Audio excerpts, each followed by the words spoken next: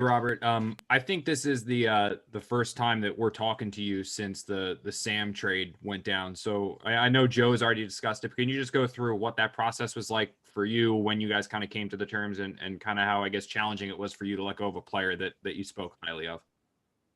Yeah, it's there was a lot of discussions going that Joe, his staff, and our staff we all had, and there was a lot of evaluation that took place. And I'm excited for Sam. It's a great opportunity for him to fulfill what he's capable of and being the number 3 pick. So of all the things that have transpired, I'm most excited for Sam and him getting the opportunity to do great things in Carolina.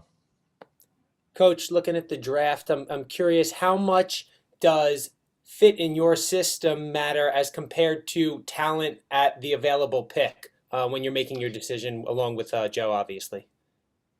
There's always trying to have a cognizant feel for fit, obviously, with regards to scheme. We're a 4-3 scheme, so you're not going to take a inside backer from a 3-4 scheme to try to fit them into a 4-3 scheme. So there is some, but at the same time, most of the positions are universal. So if you've got a freakish talent, you just don't pass those up. But like I said, Joe and his staff, they've got a great feel for the draft. They've got a great feel for all the scheme that we run. They've got a great feel for all the players that are entering the draft. So we're excited to go through the process with him as he leads the way, and we're excited for Thursday.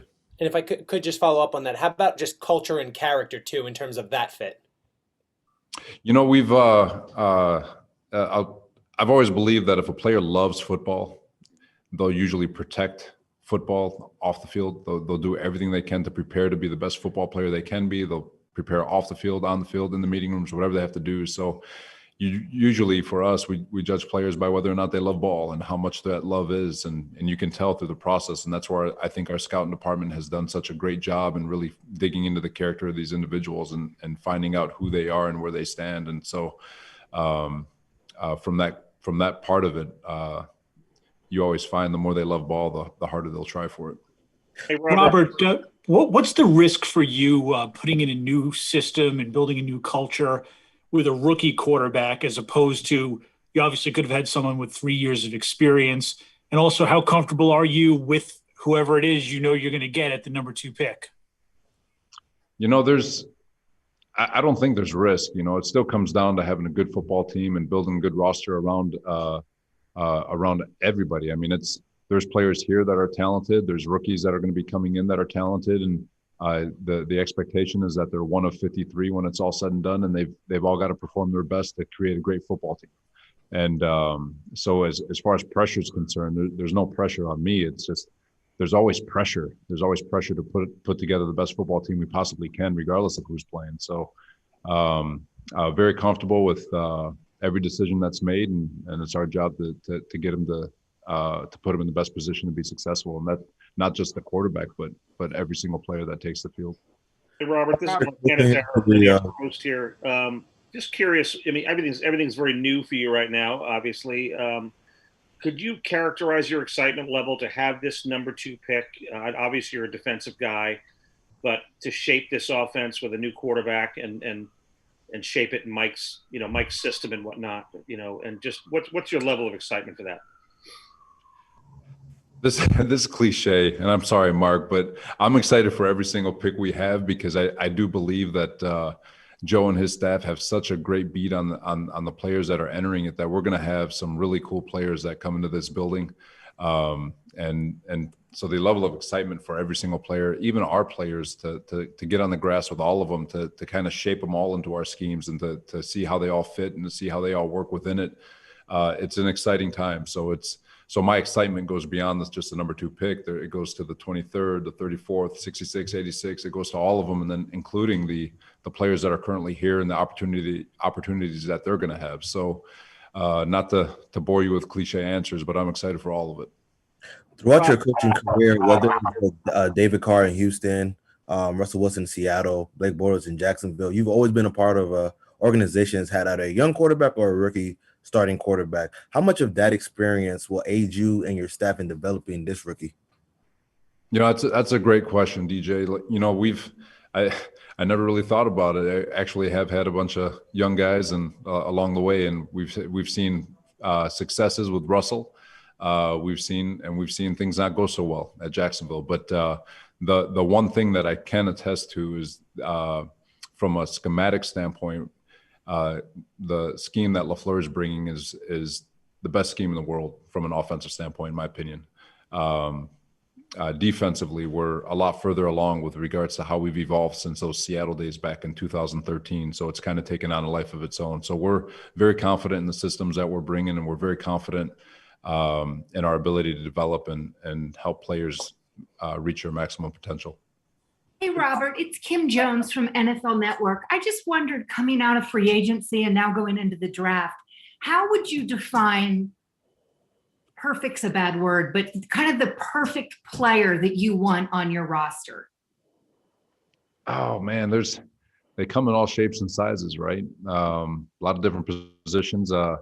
They're, like I said earlier, their love for football first. So you always want to bring in great people who absolutely love football, and then from there, depending on the position and the fit with regards to what we're looking for with regards to scheme and the talent level, there's a million ways to skin a cat. Like Aaron Donald, a lot of people thought he was small. Well, look back at it, everyone would take him first in the draft. So there's Calais Campbell is twice the size, but everyone would agree that he'd probably be the number one pick in his draft class. So there's million different ways to skin a cat. It's just about getting them into the building and developing them the best we can. If I can follow that up, in free agency in particular, a lot of the players talked about playing for you as being a draw for the Jets. And, I just wonder how you would react to that, this might be your first time around as a head coach, but you got players lining up to want to be under your tutelage.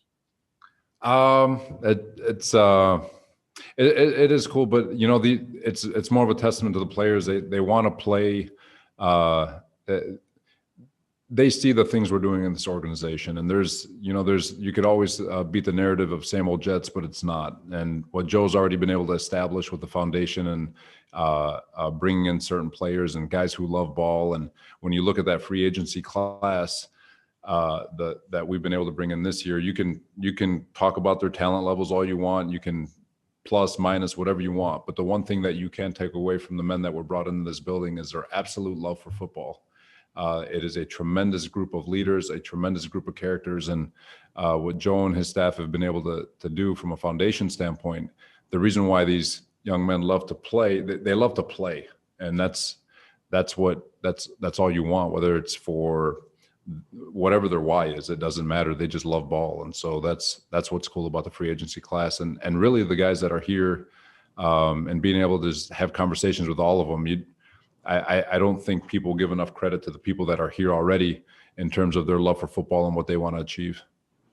Robert, when you mentioned about those players that you guys have brought in the scheme, I think when you look at the one positional group that maybe you guys didn't address too much in free agency this year is the cornerback spot. And there is still a player out there who you're familiar with who could, it looks like he might be able to help you guys in Richard Sherman. Is that something that you would like to explore after the draft? Is that someone that you kind of have talked to Joe about potentially bringing in here to help the team?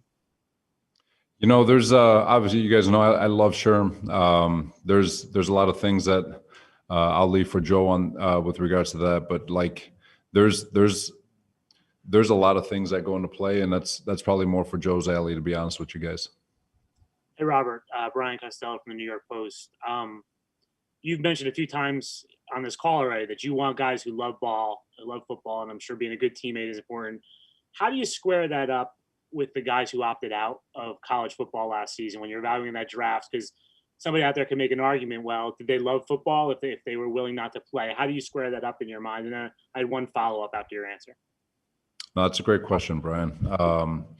There is that question, and you've got to do great. And that's where I think our scouting department has done such a great job trying to unpeel and the onion and just peeling it away and trying to figure these kids out, because a lot of kids opted out for serious issues with regards to family, and they deserve that right. And And then there's some kids that used it as to take advantage of the situation to be able to opt out. And so that's where I think our scouts, Joe and his staff, have done such a great job kind of bringing that to light and figuring all that stuff out so we can alleviate whether or discover or figure out whether or not that love for football is real. And just my other question was more about the guys already on the team. This week, you finally got to talk to them. I know it's through the computer still mostly. But I'm curious, when you're delivering your message to them, how do you sell this team right now in this division where Buffalo just went to the AFC Championship game, Miami won 10 games, and they have a bunch of draft picks. New England just spent $1 billion to improve their team. You know, how do you sell them that they can contend in this division right now?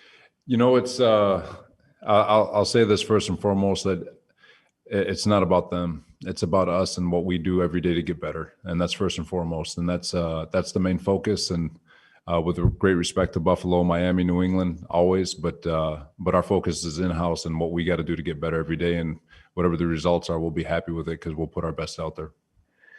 Robert, Rich Slamini from ESPN. When you guys signed Jared Davis, it sparked a lot of speculation about CJ Mosley's future with the team. So I'm wondering, does he fit into your plan this year? Yeah, CJ, I think he's one of those players that it really doesn't matter what the scheme is. He's going to fit. He's been a fantastic player his entire life, and that's not going to change just because a new coaching staff has come in. He's a tremendous leader. He's a tremendous football player. He hasn't played in a couple of years, so he's just chomping at the bit to get back on the football field.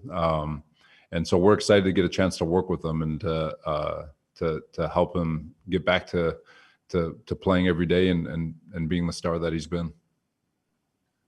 Robert, how you doing? Aliana Zone from Newsday. How do you feel about, speaking of free agency, what you guys were able to do on the defensive line? Oh man, it's a cool start, that's for sure. Getting Carl Lawson obviously and adding him with Sheldon Rankins and then adding those two with Vinny Curry also, and adding it to Quinnen and John Franklin Myers and Foley and Shep, and obviously there's a couple of rookies and players that are also here, but it's a cool group. It's a really good start, and it's got a chance to be pretty disruptive, and we're excited to get on the grass and work with them. And it's a different style that they're going to be used to. I think Vinny is the only one that's been in our style of play at Philadelphia with Schwartz, so it's going to be a little bit different, but I think they're going to be really excited once they hit the grass and they feel the techniques and they're able to go through it all and really expecting it to be a cool experience. We'll take two more for Coach. Robert, there's a dispute going on right now between the union and the NFL about the spring program, and your players are among many teams that put out a statement that many players will skip the voluntary workouts. What's your feeling on that? Especially putting in new offense, new defense. It feels like spring practice is as important to you as anyone right now. Yeah, you know what?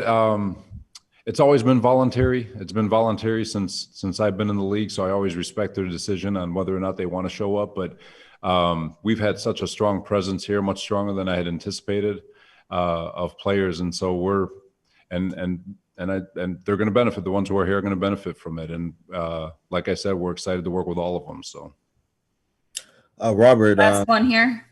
Robert, last year the cornerback spot, the Jets struggled a little bit at that spot. So when evaluating cornerbacks, whether it's size, ball skills, or their footwork getting in and out of breaks, what do you look for specifically?